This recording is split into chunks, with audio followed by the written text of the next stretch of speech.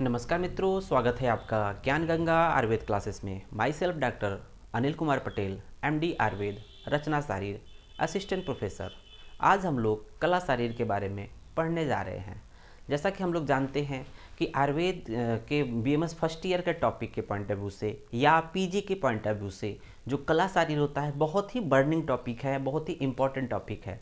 तो आइए समझते हैं कि कला को हम लोग जो कॉन्सेप्ट ऑफ कला है या कला को हम लोग कैसे समझेंगे कि व्हाट इज कला। तो आइए देखते हैं कि कला शारीर। तो कला शारीर के बारे में देखते हैं, इसको जान लेते हैं। तो इसको शुरू करने से पहले हम लोग सबसे पहला पॉइंट उसमें क्या है, परिचय। तो किसी भी जब टॉपिक को स्टार्ट करते हैं तो उसके परिचय के बारे में होता है कि एटलीस्ट हम उसका एक इंट्रो करा देते हैं, जिससे कि हमें एक स्टार्ट मिल जाता है कि एटलीस्ट हम किस तरफ जाना चाहते हैं या पर्टिकुलर किसके बारे में बात करना चाहते हैं। तो आइए देखते हैं कि कला का परिचय क्या है, कि हम लोग कला को किस तरह से किसी अन्य से कोरिलेट करते हैं कि शरीर में किससे कोरिलेट करेंगे। तो हम लोग ये कहते हैं कि जिस तरह से मनुष्य के शरीर का सबसे बाह्य आवरण त्वचा होता है, त्वचा जो होता है एक्सटर्नली बॉडी को प्रोटेक्ट करता है। जो फर्स्ट लाइन ऑफ डिफेंस होती है वो स्किन होती है, त्वचा होती है। उसी प्रकार से शरीर के अंदर जो भी इंटरनल जो विसराज हैं उनको भी एक पर्टिकुलर स्ट्रक्चर्स या कवरिंग या जो भी एक आउटलाइन उसको प्रोटेक्ट करती है, दैट इज कॉल्ड कला। या इसको सिंपल वे में कह लिया जाए तो जो भी कुछ आर्गन्स के जो कवरिंग होती है, जैसे अगर हार्ट की बात करें तो हार्ट के चारों तरफ एक कवरिंग है जो उसको प्रोटेक्ट करती है, उसको बोलते हैं पेरिकार्डियम। उसी तरह से अगर हम लंग्स की बात करें तो उसके चारों तरफ की जो कवरिंग है दैट इज कॉल्ड प्लूरा। तो और कुछ जो हम लोग बात करें कि ये तो आपको थोरेसिक रीजन में हो गए विसरा के। और जब बात करते हैं कि एब्डोमिनल विसरा की बात करते हैं तो एब्डोमिनल विसरा में जो है एक आपने सुना होगा पेरिटोनियम। पेरिटोनियम अपने आप में एक कला है, मेम्ब्रेन है। तो सिंपली हम लोग कह रहे हैं कि जो कला है, जैसे स्किन है एक मेम्ब्रेन लाइक स्ट्रक्चर्स है, उसी तरह से बॉडी के इंटरनल स्ट्रक्चर जो आर्गन होते हैं या विसरा होते हैं या अवयव या प्रत्यंग होते हैं, उनके चारों तरफ एक लाइनिंग होती है या प्रोटेक्टिंग कवरिंग होती है, दैट इज कॉल्ड कला। तो हम लोग कला को एज ए मेम्ब्रेन देखेंगे।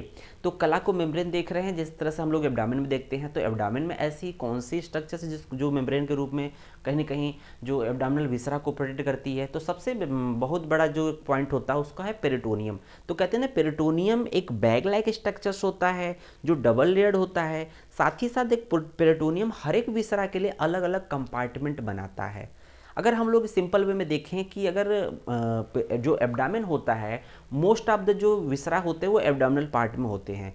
चाहे हम लोग लंग्स की बात कर ले, चाहे हम लोग लंग्स को छोड़कर, लंग तो थोरेसिक का विसरा है, चाहे हम लोग स्टमक की बात कर ले, चाहे पेंक्रियाज की बात कर ले, चाहे स्प्लीन की बात कर लें, चाहे किडनी की बात कर ले, तो कहीं ना कहीं ये एब्डोमेन के पार्ट होते हैं और ये एक तरह से पेरिटोनियम से डायरेक्ट अटैच होते हैं। और एक तरह से पेरिटोनियम जो फोल्ड्स होते हैं, उसके जो लिगामेंट्स होते हैं, उनको स्थिर करते रहते हैं। अगर हम ये देखें कि अगर वहाँ पेरिटोनियम का रोल ना होता तो अगर हम लोग दौड़ते, सिंपल दौड़ते, तो जैसा लगता कि किसी बैग में हम लोग आलू बैगन टमाटर सब मिक्स जब लेके चलते हैं तो मिक्स हो जाता है, उसी तरह से हमारे जो इंटरनल विसरा है वो भी मिक्स हो जाते हैं अगर हम लोग का ये कला, जिसको हम लोग मेम्ब्रेन या पेरिटोनियम मेम्ब्रेन कह रहे हैं, पेरिटोनियम कह रहे हैं, जिसको हम लोग कला की संज्ञा दे रहे हैं, अगर ये नहीं होता तो कहीं ना कहीं ये जो पेरिटोनियम है या जो डिफरेंट मेम्ब्रेन है उनको एक यथास्थिति बनाए रखने की कोशिश कर रहा है।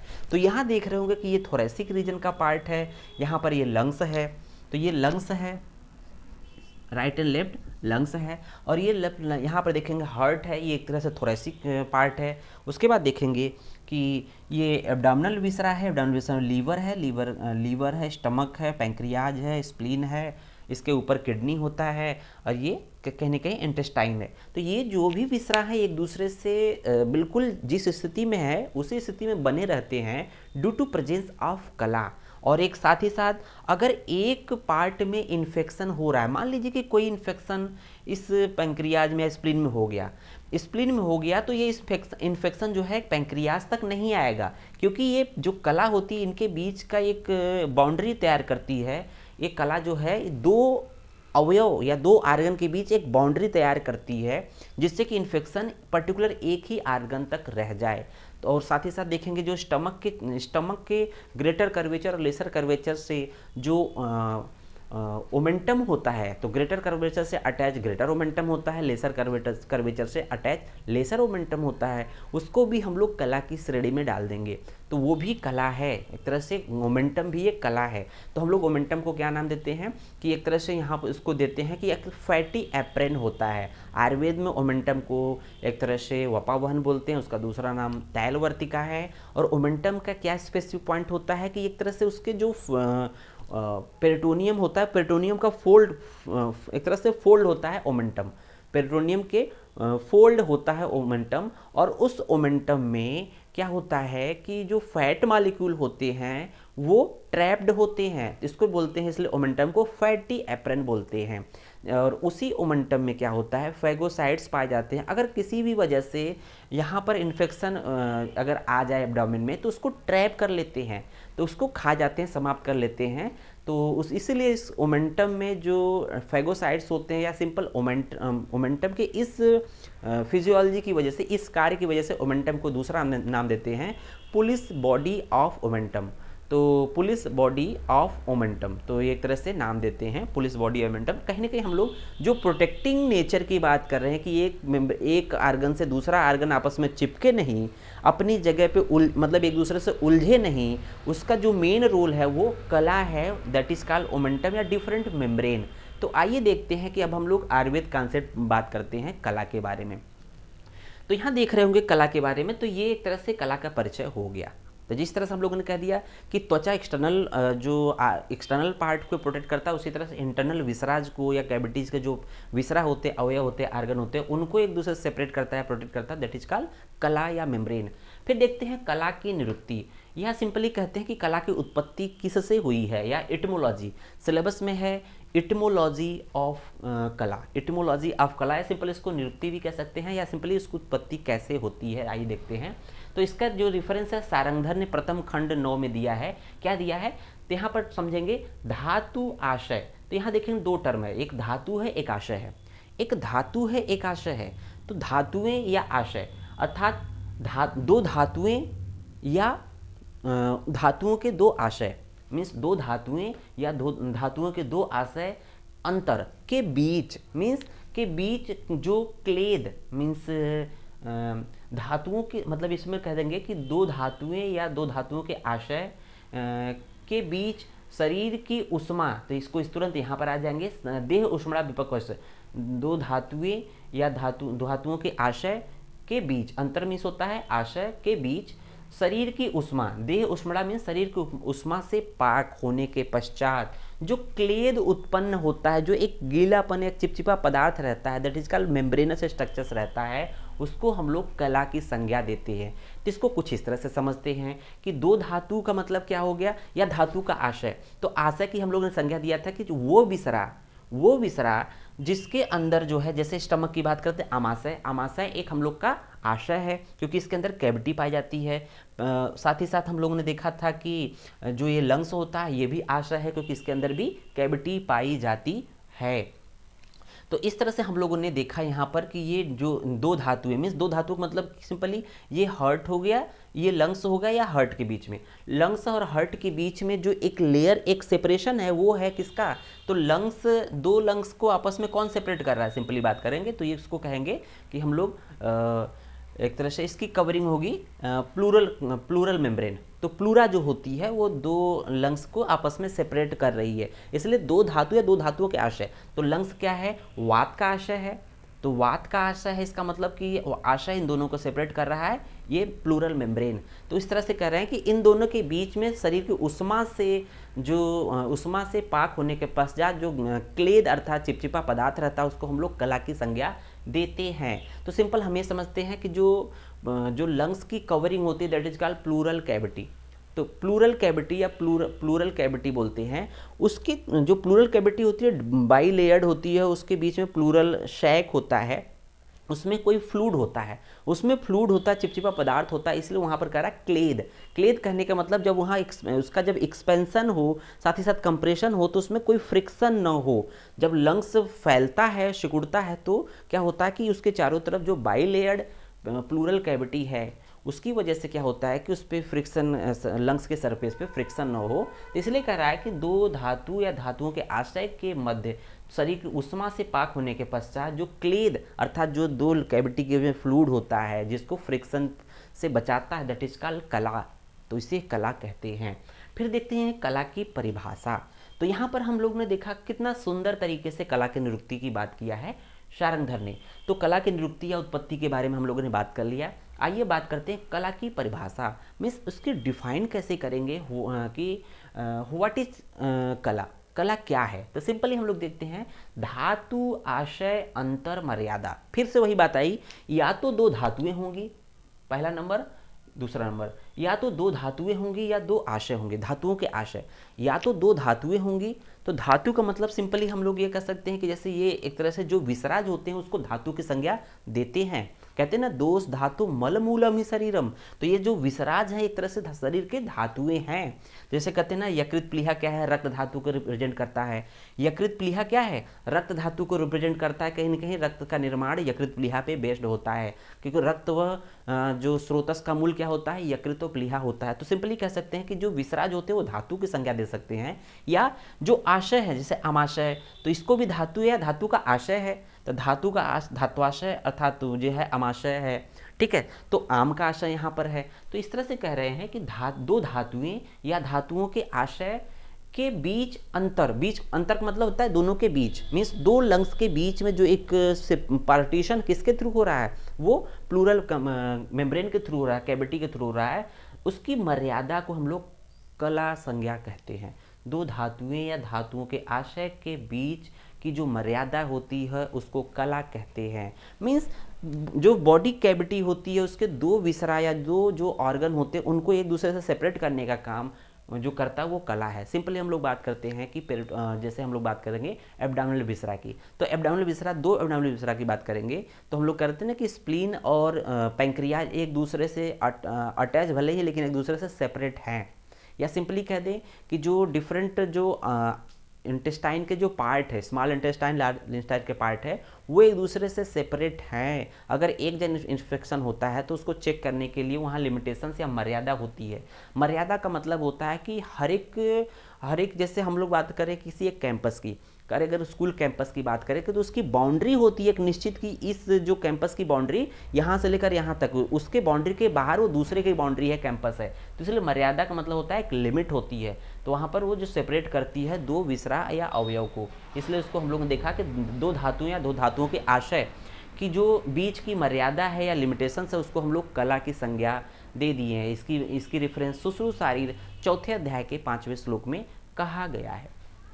तो इस तरह से हम लोगों ने कला की निरुक्ति के बारे में देखा, कला के परिभाषा के बारे में देखा। आइए देखते हैं कि कला का स्वरूप कैसा होता है। मीन्स कला को अभी तक हम लोगों ने मेम्ब्रेन कह दिया, पेरिटोनियम कह दिया, तो अब मेम्ब्रेन या पेरिटोनियम कहने का मतलब सिर्फ मॉडर्न से डायरेक्ट कहने का मतलब तो होता नहीं है। तो आयुर्वेद में भी कुछ ऐसी बातें कही गई कि जो कि मेम्ब्रेन की तरफ ले जाए। तो आइए देखते हैं कि एक्चुअल में जो कला का स्वरूप है वो किस तरह से है, कि सही मायने में मेम्ब्रेनस है, स्ट्रक्चर से। तो देखेंगे यहाँ पर दिया हुआ है कि पहला 2 श्लोक में हम लोग समझेंगे कि स्नायुभिस्त प्रतिच्छन्नात, मीन्स स्नायुभिस्त प्रतिच्छन्नात मीन्स स्नायुओं से ढका हुआ, और स्नायुओं से ढका हुआ और जरायु, स्नायु से ढका हुआ, जरायु से व्याप्त, तो इसको बोलते हैं स्नायुओं से ढका। प्रतिच्छन्नात का मतलब होता है ढका, स्नायु से कवर्ड। स्नायु मीन्स होता है फाइब्रस स्ट्रक्चर्स, स्नायु का मतलब होता है फाइब्रस स्ट्रक्चर। तो स्नायु से प्रतिच्छन्नात का मतलब होता है ढका हुआ, और जरायु अर्थात मतलब सीरस जो स्ट्रक्चर्स होते हैं, सीरस जो नेचर के जो मेम्ब्रेन होते हैं उससे जरायु से व्याप्त, स्नायु से ढका हुआ प्रतिच्छन्नात, जरायु से व्याप्त। संतताश्च मीन्स होता है व्याप्त, तो जरायु मीन्स होता है सीरस मेम्ब्रेन से व्याप्त। फिर तीसरा देखेंगे श्लेष्मणाम वेष्टितंश, और श्लेष्मा से वेष्टित मीन्स लिपटा हुआ। वेष्टित मतलब होता है वेष्टितांश मीन्स होता है लिपटा हुआ, मीन्स उसके चारों तरफ श्लेष्मा से कवरिंग हो, श्लेष्मा से लिपटा हुआ अर्थात म्यूकस जो कवरिंग हो, म्यूकस की कवरिंग हो, दैट इज कॉल्ड कला। तो कलाभांस तो ताने विद्वान लोग उसे कला की संज्ञा देते हैं। तो यहाँ देख रहे होंगे कला के बारे में कह रहा है। कला का स्वरूप ऐसा नहीं कि हर एक कला में तीनों चीज पाए जाएंगे। किसी कला में हो सकता है कि कोई स्नायु फाइब्रस नेचर का हो, कोई जरायु या सीरस नेचर का हो, कोई श्लेष्मणा अर्थात म्यूकस नेचर का हो। मीन्स ये कहीं ना कहीं जो स्वरूप बता रहा है ये भी एक तरह से हम लोगों ने बात किया कि कला एज ए मेम्ब्रेन, तो कह रहे हैं फाइब्रस मेम्ब्रेन, सीरस मेम्ब्रेन और म्यूकस मेम्ब्रेन की तरफ इंडिकेट कर रहे हैं आयुर्वेद वाले भी। तो सुश्रुत शारीर 4 के 6 नंबर श्लोक में ऐसा बोला गया है। तो कला किसे कहते हैं कि जो कला उसे कहते हैं कि जो स्नायु से ढका हो, जरायु से व्याप्त हो और श्लेष्मा से वेष्टित तथा लिपटा हो, उसे कला कहते हैं। तो अब याद कैसे करेंगे कि कला का स्वरूप, ये कहते हैं ना कि स्नायु, जरायु और श्लेष्मा को याद कैसे करेंगे, तो कहते हैं कला का स्वरूप में 3 चीज़ आती है, स्नायु, जरायु और श्लेष्मा। तो इसको याद कैसे करेंगे, सुनो जरा कला में श्लेष्मा लगा दो। सुनो मीन्स होता है स्नायु, जरा मीन्स होता है जरायु, कला में क्योंकि कला के बारे में पढ़ रहे हैं, कला का स्वरूप पढ़ रहे हैं, तो सुनो जरा कला में श्लेष्मा लगा दो। तो सुनो मीन्स होता है स्नायु, जरा मीन्स होता है जरायु, कला का मतलब कला के बारे में पढ़ रहे हैं, श्लेष्मा लगा दो तो श्लेष्मा से युक्त अर्थात म्यूकस मेम्ब्रेन की बात कर रहे हैं। तो ये देख रहे होंगे कि ये एक तरह से कला के स्वरूप को इंडिकेट कर रहा है। इसका मतलब कुछ कलाएं जो है फाइब्रस नेचर की होती है, कुछ कलाएं जो सीरस नेचर की होती हैं, कुछ कलाएं म्यूकस नेचर की होती हैं, मीन्स म्यूकस मेम्ब्रेन टाइप की होती हैं। फिर देखते हैं दूसरे पॉइंट में हम लोग देख रहे हैं, इसका श्लोक है यथा ही सारकाष्ठेषु यथा ही सारकाष्ठेषु छिद्यमानेषु दृश्यन्ते तथा ही धातुर्मांसेषु छिद्यमानेषु दृश्यन्ते। तो सुसु शारीर 4 में के श्लोक नंबर 5 में बोला गया है कि जिस प्रकार से काष्ठ को काटने पर सार दिखाई पड़ता है, जिस प्रकार से काष्ठ को काटने पर उसका सार भाग दिखाई देता है, मीन्स जिस तरह से कहते हैं ना कि किसी वृक्ष को ऊपरी भाग को काटेंगे तो उसके अंदर का सार दिखाई देता है, मीन्स किसी भी जिस प्रकार से काष्ठ को काटने पर सार भाग दिखाई देता है, उसी प्रकार से तरह से मांस भाग को, शरीर के मांस भाग को काटने पर उसकी धातुएं दिखाई देती है। तो कह रहा है जिस प्रकार से वृक्ष, किसी भी वृक्ष के काष्ठ को काटने पर उसका सार भाग दिखाई देता है, उसी प्रकार से उसके मांस भाग को काटने पर धातुएं दिखाई देती है। तो इस तरह से ये कला के स्वरूप को इंडिकेट कर रहा है। तो आइए देखते हैं कि अब कला को हम लोगों ने समझ लिया, लेकिन पारिषद्यम शब्दार्थ शारीरम में कला के 3 अर्थ बताए हैं। कौन कौन से हैं देखेंगे यहाँ पर। हम लोग देखेंगे कला एज ए मेम्ब्रेन। तो हम लोग पहली बात करेंगे कि पारिषद्यम शब्दार्थ शारीरम में कला के 3 सब अर्थ लेते हैं। तो कला एज ए मेम्ब्रेन का मतलब 3 प्रकार के होते हैं, फाइब्रस मेम्ब्रेन, सीरस मेम्ब्रेन और म्यूकस मेम्ब्रेन। दूसरा पॉइंट है कला as a parts of body, means कला as a parts of body. तो शरीर के जो अवयव होते हैं उनको कला बोला है पारिषद्यम शब्दार्थ शारीरम में। तो इसमें डिफरेंट जो विसरा होते हैं उनको भी कला बोल दिया है। तीसरा पार्ट देखेंगे कला एज ए गुड या क्वालिटी, मीन्स इसका एग्जाम्पल दिया है कि सुश्रुत ने उत्तर तंत्र 66 में पुरुष को बोला है कि पुरुष जो होता है या व्यक्ति जो होता है 16 कलाओं से युक्त होता है। या दूसरी बात ये कह लें कि जो वैद्य के 4 गुण होते हैं तो सिंपली उसको भी हम लोग 16 गुण कहते हैं। बट यहाँ पर पुरुष, यहाँ डायरेक्ट टर्म आया था कि पुरुष 16 कलाओं से युक्त होते हैं। तो कला को हम लोग कैसे कहते हैं, कला एज ए गुण कहेंगे कि जैसे कहते हैं वात कला कली अध्याय चैप्टर नंबर जो सूत्र स्थान 12 का जो चैप्टर नंबर 12 है, चरक सूत्र स्थान का चैप्टर नंबर 12 वात कला कली अध्याय, अर्थात वात के गुण, कला मीन्स होता है गुण और अकला मीन्स होता है दोष। उसी तरह से पित्त के गुण दोष, कफ के गुण दोष इत्यादि जो दोष है उनके वात पित्त कफ के गुण दोष के बारे में बात कर रहा है। तो वहाँ कला का मतलब गुण ही होता है। तो यहाँ देखेंगे उसके बाद हम लोगों ने एक बात कर लिया, फिर बात करते हैं कलाओं की संख्या। कला की संख्या कितनी होती है तो उसके बारे में देखेंगे। कला खलवपि सप्त भवंती, कलाएं जो होती है 7 होती है। कलाओं की संख्या कितनी होती है, 7 होती है। सुसु शारीर 4 में बताया गया है। तो पहले नंबर पे देखेंगे मांसधरा कला, दूसरे नंबर पे देखेंगे रक्तधरा कला, तीसरे नंबर पे देखेंगे मेदुधरा कला, चौथे नंबर पे देखेंगे श्लेष्मधरा कला, 5वें नंबर पे देखेंगे पुरीधरा कला, 6ठे नंबर पे देखेंगे पित्तधरा कला और 7वें नंबर देखेंगे शुक्रधरा कला। तो बात आती है कि अब इसको हम लोग डिटेल वर्णन करेंगे कि मांसधरा किसे कहते हैं, या रक्तधरा, मेदुधरा, श्लेष्मधरा, पुरीधरा, पित्तधरा, शुक्रधरा किसे कहते हैं, इसका डिटेल वर्णन हम लोग इसके आगे 1 बाय 1 करेंगे। बट कला एज ए होल हम लोग यहाँ पर एक बार पढ़ लेते हैं कि कला के जो भी निरुक्ति, व्युत्पत्ति, परिभाषा, स्वरूप और कला के जो भी संख्या और नाम और अप्लाइड एस्पेक्ट ऑफ कला के बारे में हम लोग एक ही बार में पढ़ लेते हैं और एक एक करके इसका डिटेल वर्णन पढ़ेंगे एक एक कला की।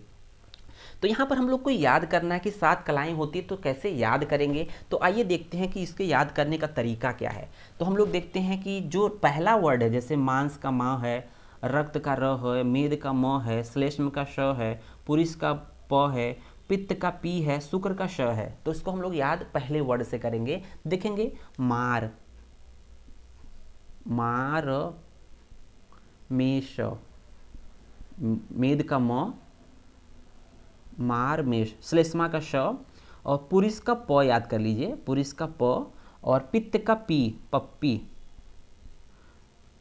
और शुक्र का श।